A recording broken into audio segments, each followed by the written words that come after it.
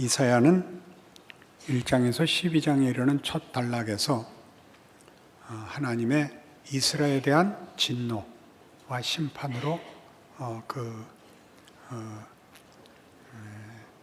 하나님의 뜻과 분노를 표현하고 있습니다.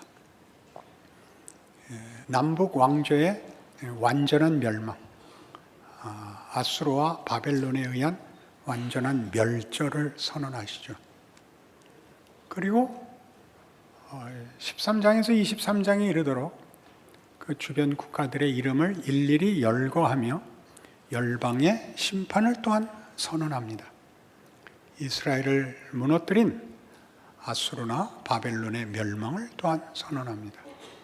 그리고 24장에서 27장에서는 어떤 나라나 어느 부분이 아니라 세상 전체를 심판하실 것을 선포합니다. 24장을 보시면 이사야 24장 3절, 땅이 온전히 공허하게 되고 온전히 황무하게 되리라. 여호와께서 이 말씀을 하셨느니라. 땅이 슬퍼하고 쇠잔하며 세계가 쇠약하고 쇠잔하며 세상 백성 중에 높은 자가 쇠약하며 땅이 또한 그 주민 아래서 더럽게 되었으니 이는 그들이 율법을 범하며 율례를 어기며 영원한 언약을 깨뜨렸습니다. 그러므로 저주가 땅을 삼켰고 그 중에 사는 자들이 정죄함을 당하였고 땅의 주민이 불타서 남은 자가 없도다. 이런 무시무시한 하나님의 진노와 심판을 선언하는 것이 이사야에 반복적으로 나옵니다. 그러나 오늘 우리가 본문에서 보듯이 26장 8절에 오시면 여호와여 주께서 심판하시는 길에서 우리가 주를 기다려 싸우며 주의 이름을 위하여 또 주를 기억하려고 우리 영혼이 사모하나이다. 밤에 내 영혼이 주를 사모하였은즉 내 중심이 주를 간절히 구하겠습니다. 심판하시는 길에서 밤중에 이런 것들은 다 최악의 조건, 최악의 형편에서의 기다리는 구원입니다. 그러니 이 앞에 1장에서부터 27장에 이르는 이사야의 이 전반부를 보시면 하나님이 이스라엘을 심판하시는 것은 저들의 불순종 때문입니다. 그리하여 저들을 세상의 권력에 내버려 두사 더 강한 나라가 남북 왕조 이스라엘 전체를 삼킵니다. 그리고 그 나라들은 그것이 최종 권세가 될 수 없다. 그 폭력성으로 인하여 그들의 가치는 무가치한 것이 드러났다라고 심판하십니다. 이스라엘의 불순종과 이스라엘을 삼킨 세력들이 그렇다고 해서 최고의 궁극적 권위가 될 수 없다고 심판하시는 하나님이 구원을 중간중간마다 끝없이 얘기하십니다. 그 구원은 불순종한 이스라엘에도 불구하고 그리고 폭력밖에 낳지 못하는 세상의 권력과 다른 하나님의 나라가 될 것이라고 얘기합니다. 그렇다면 그렇게 복잡하게 가지 마시고 불순종과 폭력을 제거하시고 애초부터 처음부터 하나님이 순종하는 백성, 그리고 우리가 원하고 하나님도 그리 하시겠다는 하나님의 나라로 곧장 가실 수는 없었습니까? 이게 우리의 질문입니다. 그러니 불순종과 심판 속에서 만들어지는 구원이라는 이런 복잡한 과정을, 우리가 볼 때는 이해할 수 없는 과정을 거치는 성경의 증언, 하나님이 만드시겠다는 그의 구원과 나라는 무엇일까요? 이런 질문을 우리에게 던지는 것입니다. 왜냐하면 그것은 인류 역사의 경험이며 우리 각자의 현실입니다. 편안한 구원은 없습니다. 쉬운 믿음도 보상도 없습니다. 이럴 바에는 늦게 믿는 건데, 이런 생각이 우리 마음을 늘 가득 채웁니다.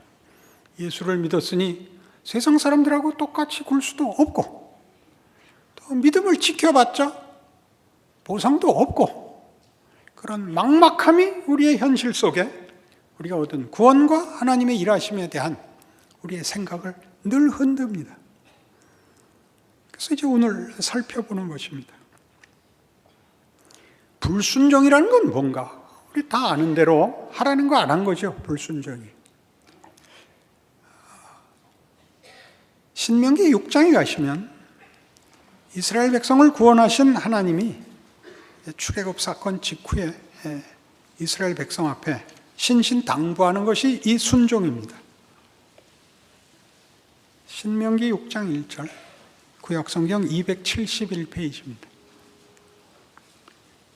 이는 곧 너희의 하나님 여호와께서 너희에게 가르치라고 명하신 명령과 규례와 법도라. 너희가 건너가서 차지할 땅에서 행할 것이니 곧 너와 네 아들과 네 손자들이 평생에 네 하나님 여호와를 경외하며 내가 너희에게 명한 그 모든 규례와 명령을 지키게 하기 위한 것이며 또 내 나를 장구하게 하기 위한 것이라. 이스라엘아 듣고 삼가 그것을 행하라. 그리하면 네가 복을 받고 네 조상들의 하나님 여호와께서 네게 허락하심 같이 젖과 꿀이 흐르는 땅에서 네가 크게 번성하리라. 순종하라죠. 여호와의 명령을 순종하라. 그것이 복이니라. 이렇게 얘기하는 것입니다. 이 문제는 기독교 신앙인들에게 늘 어떤 오해를 빚어내느냐 하면 순종 자체가 독립된 가치로 이해됩니다. 순종이 독립된 가치가 되면 순종이 누구를 순종하느냐 하는 상대를 잃고 순종 자체가 미덕이 돼요. 순종에 묶입니다. 순종은 무엇을, 누구를 이라는 전제가 있어야 됩니다. 무엇을 순종하며 누구를 순종하느냐인데 여호와의 규례와 명령입니다. 이것은 여호와의 규례와 명령이라는 것도 신을 하나 동원하여 요구하는 윤리나 덕목의 권위와 명분을 달아놓은 것이 아니라 이 법도는 그가 순종을 요구하는 상대가 우리에게 요구한, 우리가 그 상대를 알아야 이해하고 항복하는 그런 대상이 있다는 뜻입니다. 그러니까 밑에 4절로 오시면 이스라엘아 들으라. 우리 하나님 여호와는 오직 유일한 여호와이시니 너는 마음을 다하고 뜻을 다하고 힘을 다하여 네 하나님 여호와를 사랑하라. 오늘 내가 네게 명하는 이 말씀을 너는 마음에 새기고 네 자녀에게 부지런히 가르치며 집에 앉았을 때든지 길을 갈 때든지 누워있을 때든지 일어날 때든지 이 말씀을 강론할 것이며 너는 또 그것을 네 손목에 메어 기호를 삼으며 네 미간에 붙여 표를 삼고 또 내 집 문설주와 바깥문에 기록할지니라. 이 신명기 6장의 가치는 이 명령과 이 법들을 너희는 들어라 이렇게 요구하는 겁니다. 들어라. 내가 말한다. 말하는 이가 있고 듣는 자가 있습니다.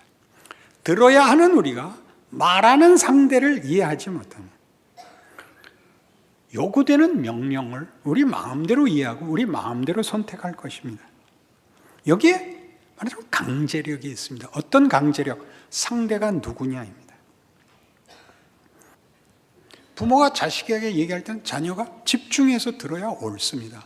말을 안 듣는 것이 현실이지만 집중해야 되는 것은 당연한 것입니다. 왜요? 옳은 말이기 때문이 아니라 부모이기 때문입니다. 부모이기 때문입니다. 부모가 계속 뭘 강조하죠? 너 잘 되라고 그래. 자식이 강조하는 거 뭐죠? 못 알아듣겠습니다. 지금은 시끄럽습니다. 거기에 누구 잘잘못 이전의 그 관계, 거기에 일어나는 일들의 배경, 전제를 기억하십시오. 부모니까 그 말을 하고 자식은 들어야 됩니다. 하고 안 하고 이전의 문제입니다. 이게 지금 신명기 6장에서 얘기하는 순종, 불순종을 논하는 때에 꼭 기억해야 할 전제인 것입니다. 하나님이 우리에게 말씀하시는데 우리를 복주기 위하여 말씀하신다는 것입니다. 그러니 너는 그분이 누구인지를 기억하고 그분을 사랑하고 그분을 기뻐하여 그의 말씀을 들어라. 그러면 복이 될 것이다. 순종해야 된다. 복을 받아라는 2차적인 문제입니다. 존재론적 가치, 정체라는 것들이 가장 우선하는 조건으로 제시되어 있습니다. 그러니 우리 예수님께서 이 땅에 오셔서 공생애를 시작하기 직전에 시험을 받으시는데 그 시험의 의미가 얼마나 성경 전체를 잘 담아내고 있느냐 하면 3가지 시험을 받습니다. 이 돌로 떡을 만들어라. 사람이 떡으로만 살지 않는다. 하나님의 말씀으로 산다. 너 뛰어내려라. 하나님이 와서 너 안 다치게 해줄 거다. 주 너의 하나님을 시험하지 말라. 나한테 절해라. 그럼 세상을 다 주겠다.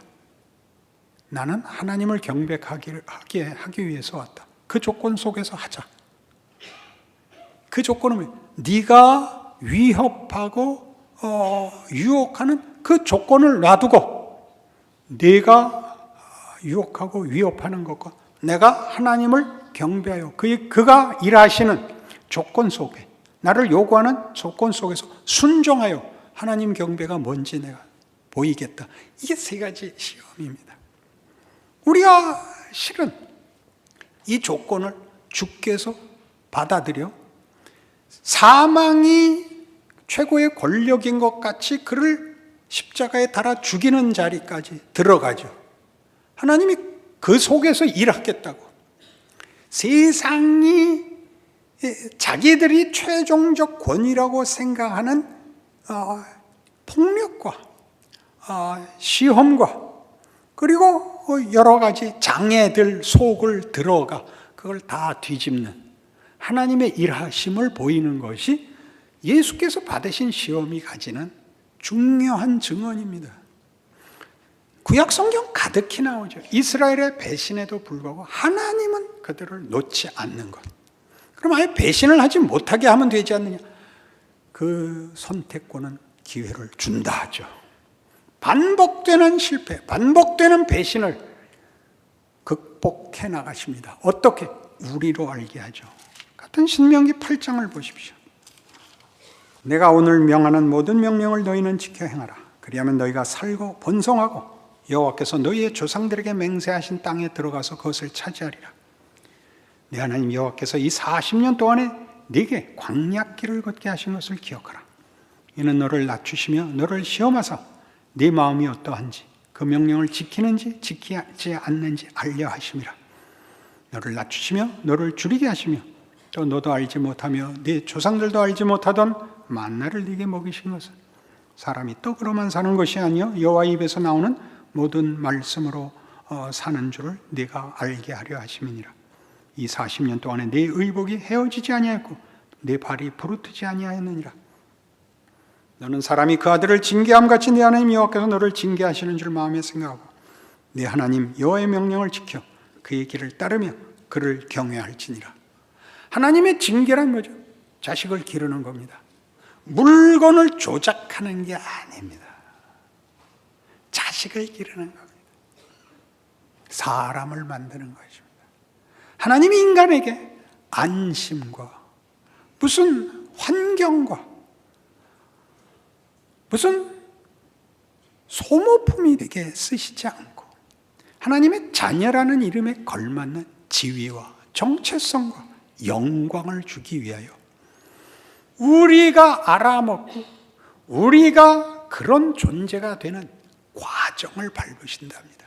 시간을 주신답니다. 이 40년을 너희를 위해서 줬느니라. 그 광야 40년이 무슨 결과죠? 이스라엘의 불순종의 결과로 받은 벌이었습니다. 출애굽한 이스라엘이 약속의 땅에 들어가기를 거부한 가데스 바네아에서의 반란. 하나님께서 40년 동안 너희 광야를 맴돌아라. 홍해를 나온 성인들은 이 40년 동안 광야에서 다 죽어라. 그 자식들을 데리고 내가 약속의 땅에 들어가겠다. 무시무시한 불순종에 대한 상응하는 하나님의 진노요, 벌이었습니다마는 그것은 더 깊게 우리로 하여금 우리의 선택, 그리고 하나님의 진노, 하나님 마음에 다들지 못하는 우리의 현실 같은 걸까지 다 끌어안아 만드시는 하나님이 그의 자녀들을 만드시고 고치시고 항복시키는 길이라는 것을 가르쳐 줍니다. 이 40년 동안에 뭘 배웁니까? 그들은 40년 동안 굶주리지 않습니다. 의복이 헤어지지 않고 발이 부르트지 않습니다. 뭘 배웠을까요? 인생이 이게 다냐? 이 마음이 들지요. 우리 다 하는 최소한의 기도가 언제나 이겁니다. 하나님, 자존심 지키고 사람들 앞에 손 내밀지 않고 살게 해주십시오. 그게 다든가요? 자랑할 것이 있게 해주십시오. 그게 다든가요? 살아보시지 않았습니까? 인생에 우리가 욕심내고 우리가 기대하는 것이 답이 아니라는 사실을 모두 알고 있습니다. 그리고 배웁니다. 기왕 이렇게 될 거였으면 그때 잘했을 걸. 안 그렇습니까? 여러분, 이럴 줄 알았으면 학교 다닐 때 공부 열심히 할 걸. 그건 실패해서 하는 게 아닙니다. 그때는 공부해야 되는 때는 공부하는 영광을 누렸을 걸. 성공했을 때, 가졌을 때는 나누었을 걸. 그게 명예입니다. 세상이 말하는 싸움, 세상이 말하는 성공, 승리는 명예로운 것을 담지 못하고 있습니다. 보복이거나 원망이거나 분노거나 더러움 외에 담을 게 없어서 성공을 했는데도 미운 말하고 가졌는데도 더럽게 굽니다. 생각해 보십시오. 가지고 안 가지고 이기고 지고의 문제가 아니라 여러분이 할 수 있는 것이 세상에서는 명예로운 것이 없습니다. 여러분들이 예수 믿고 알아야 되는 것은 우리를 구원하시고 우리를 만드시고 예수 안에서 부르신다는 하나님은 우리에게 온통 명예를 명하고 있습니다. 정직해라. 너희가 져라. 용서해라. 괜찮다. 이게 명예입니다. 이게 명예죠. 괜찮습니다. 이런 명예를 세상은 만들지 못하기 때문에 하나님이 이스라엘의 불순종을 꺾으시는 것은, 심판하시는 것은 나를 제외하고는 가치 있는 것을 만들 수 없다. 그걸 모르겠느냐? 이스라엘을 친 세상 권력들은 바벨론이나 그 후에 나오는 무슨 그리스나 페르시아나 그리스나 무슨 로마나 역사에 뭘 남겼는가요? 관광지밖에 만든 게 없습니다. 애굽의 자랑은 무덤이고 어디를 가든지 폐허된 흔적 외에 남은 것이 없습니다. 우린 자꾸 무슨 유혹을 받죠? 과거의 영광을 재현하고 싶습니다. 영광이라고요? 아니요. 아무것도 아닙니다. 진정한 영광은 소수에게 주어지는 것이 아니고 하나님이 모든 인간에게 넣으신 하나님을 아는 지식, 하나님을 향한 간절함입니다. 무엇으로도 채울 수 없는 이 하나님의 붙드심 때문에 오늘도 우리가 붙잡혀 나오는 것입니다. 하나님의 아무도 답을 줄 수 없습니다. 우리가 우리의 필요를 채울 수 없습니다. 그것이 인생에서 배우는 것이죠. 이 40년 동안 배운 겁니다. 떡으로 살지 않습니다. 말씀으로 삽니다. 배부른 것으로는 끝나지 않았습니다. 평안하고 건강한 걸로는 행복이 만들어지지 않습니다. 자기를 확인하기 위해서 그렇지 않은 자를 흉을 보죠. 너 못하는 거 나는 한다. 그래 봤자 못하긴 매일반입니다. 위대하지 않습니다. 인간의 위대함은 하나님을 아버지라 부르는 그 호칭, 그 지위, 그 존재가 아니고는 가질 수 없습니다. 그럼 우리 인생 속에 하나님이 기회를 주십니다. 하나님이 명하시고 우리는 불순종하는 거 감내하십니다. 이사야 1장에 가보시겠습니까? 이사야가 이렇게 시작했었습니다. 하나님이 인류 역사 내내, 우리의 인생 내내 이렇게 말씀하고 계십니다. 이사야 1장 2절. 하늘이여 들으라. 땅이여 귀를 기울이라. 여호와께서 말씀하시기를 내가 자식을 양육하였거늘 그들이 나를 거역하였도다. 소는 그 임자를 알고 나귀는 그 주인의 구유를 알건만은 이스라엘은 알지 못하고 나의 백성은 깨닫지 못하는도다 하셨도다. 슬프다 범죄한 나라요 허물진 백성이요 행악의 종자요 행위가 부패한 자식이로다. 그들이 여호와를 버리며 이스라엘의 거룩하신 이를 만홀히 여겨 멀리하고 물러갔도다. 너희가 어찌하여 매를 더 맞으려고 패욕을 거듭하느냐. 온 머리는 병들었고 온 마음은 피곤하였으며 발바닥에서 머리까지 성한 것이 없이 상한 것과 터진 것과 새로 맞은 흔적뿐이거늘 그것을 짜며 싸매며 기름으로 부드럽게 함을 받지 못하였도다. 너희의 땅은 황폐하였고 너희의 성읍들은 불에 탔고 너희의 토지는 너희 목전에서 이방인에게 삼켜졌으며 이방인에게 파괴됨 같이 황폐하였고 딸 시온은 포도원의 망대같이 참외밭의 원두막같이 에워싸인 성읍같이 겨우 남았도다.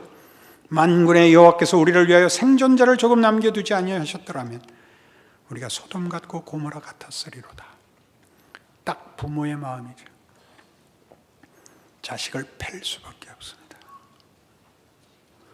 너 그런데 드나들 거라면 내가 네 다리를 부러뜨려 놓겠다. 못 부러뜨립니다. 하나 부러뜨릴 심정을 가지지 않으면 자식을 기를 수 없습니다.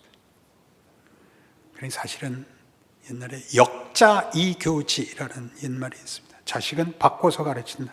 자기 자식은 못 부러뜨리니까 바꿔서 부러뜨려야 된다. 부러뜨려야 돼요.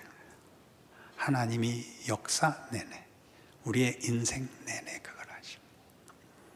여러분이 실패를 만날 때마다, 아니, 여러분이 성공을 만날 때다. 여러분이 하나님이 뜻하시는 길과 그 내용을 채우지 않을 때 하나님이 개입하십니다. 생각하게 하십니다. 이게 뭔가? 이게 뭔가? 여러분이 어려울 때만 죽고 싶은 것이 아닙니다. 다 가졌을 때도 죽고 싶습니다. 여러분 인생을 살아보시면 우리가 부러워하는 그 사람이 막막해서 미치려고 하고 있다는 걸 알게 됩니다. 답은 인간에게는 하나님을 만나지 아니하면 예수 안에서 하나님의 평안을 얻기까지 평안을 얻지 못합니다. 현실입니다. 사실입니다. 기만하거나 도망갈 수가 없습니다. 이 신앙생활이 순종이라는 것이 얼마나 복된 것인지를 알지 못한다면 우리는 우리의 현실을 거부하고 있는 것입니다. 답이 없는데 계속 우기는 것입니다.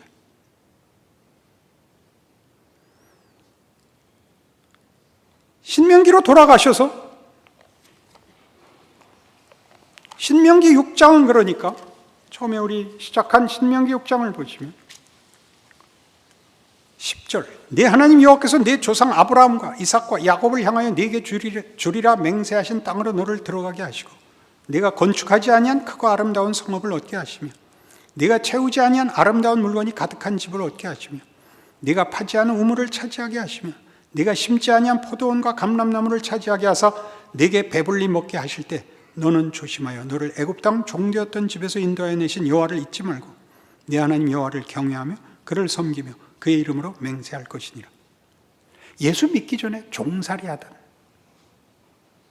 세상이 전부였던 자리에서 구원과 약속과 지위를 가지게 된 인생을 사는 것이 무엇인지 모르면 너희는 다시 되돌아갈 수밖에 없게 된다.